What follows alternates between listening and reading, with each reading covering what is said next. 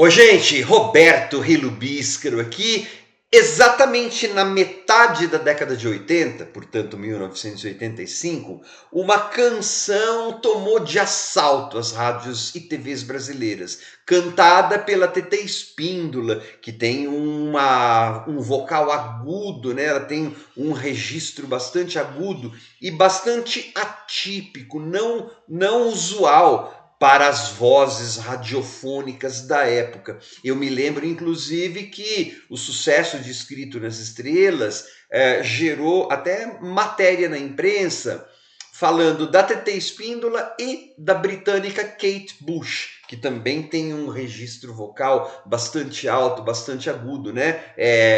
A matéria louvava e se até assim, ficava surpresa com o sucesso daquelas duas cantoras. Pois bem, Escrito nas Estrelas ganhou um festival da época e sim, é muito bem interpretada, é uma letra e uma melodia muito linda, só que quando eu era adolescente na época, eu tinha 18 anos, uma das coisas que a gente mais amava da letra era que falava tesão, né? Pois sem você, meu tesão. E a TT Espíndola, ela cantava isso com um tesão muito grande. Gente, a gente está falando de 40 anos atrás, quando qualquer alusão a sexo ou alguma coisa um pouquinho mais apimentada em alguma letra, um pouco mais rebelde na época, a gente já ficava assim atingindo estratosferas, tá? Lembra no final dos anos 70, começo dos 80, quando tinha lá Joga Bosta na Geni, do Chico Buarque, nossa, causava escândalo e também admiração. A gente que era criança ou adolescente amava essas coisas. Não é à toa que 2 anos depois, 3, não sei, do sucesso do Escrito nas Estrelas, o Fausto Fawcett e seus robôs efêmeros explodiriam com Cátia Flávia, que é claro, super swingada, super deliciosa a canção, mas o fato do refrão ter a palavra calcinha, calcinha, é claro que isso fez com que a canção ganhasse mais notoriedade ainda, né?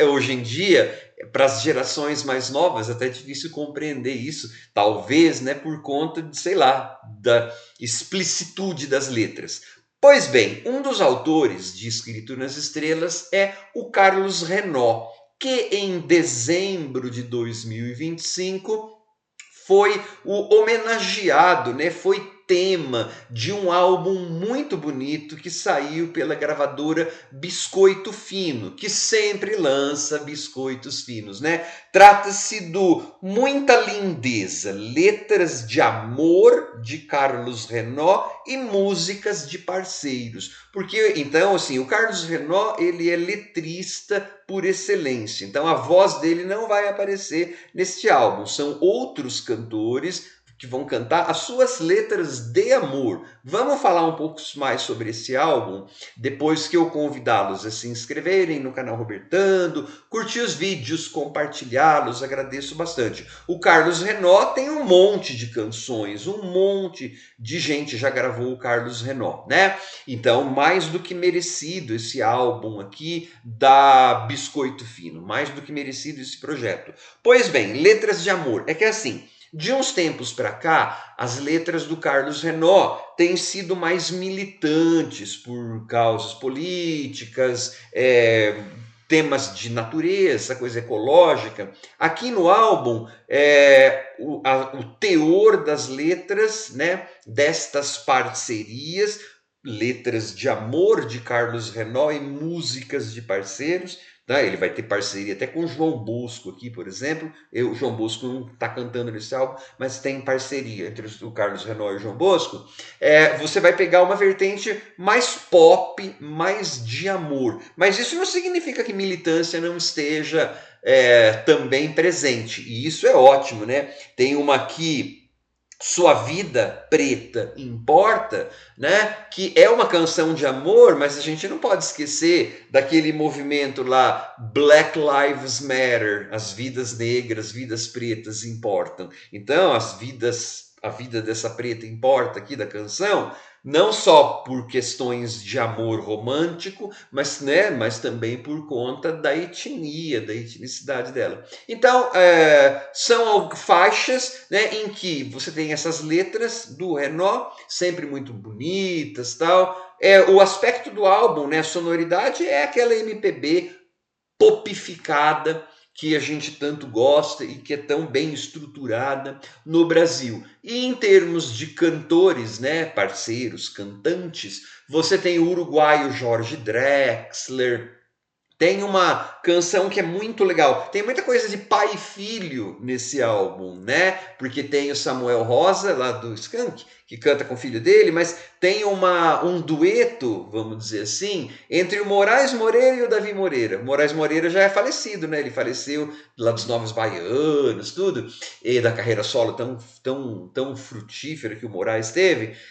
Tem uma espécie de dueto. Havia uma demo, né, de uma parceria lá do Renaud com o do Carlos Renaud com o Moraes Moreira, e havia uma demo do Moraes Moreira. Então eles aproveitaram no começo e no fim da canção, da faixa, o vocal do Moraes Moreira. E o meio, vamos dizer assim, é cantado pelo filho dele. E tem Gilsons, tem Moreno Veloso, como eu falei, é bastante coisa de pai e filha, né? É assim, gente, é um álbum muito legal, muito gostoso. E se você não conhecia, né, Carlos Renaud, porque às vezes a gente conhece as canções, mas não sabe quem que são os autores. Ele tem nos serviços de streaming, ele tem páginas onde você encontra, né, álbuns do próprio Carlos Renaud. Tem a filha dele, que é bem legal, a Yara Renaud. Não me lembro se eu já trouxe Yara Renaud, em algum momento deve ter trazido, deve ter apresentado algum álbum dela. Pode ser que tenha sido no blog do Albino Incoerente ou aqui no canal. De alguma forma eu apresentei. Mas de qualquer forma, se não apresentei, claro que o tema deste vídeo é o álbum sobre o Carlos Renaud, mas já fica a dica aí. Yara Renaud também é legal para conhecer. Já que eu falei que é um álbum que tem muito sobre pais e filhos, né? Embora tenha essa pegada pop,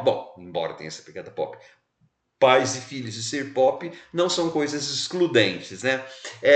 Você pode aproveitar e conhecer uma coisa do pai e filha também. Eu amei, muita lindeza. Olha o título como é bem sacado. É uma lindeza mesmo de álbum.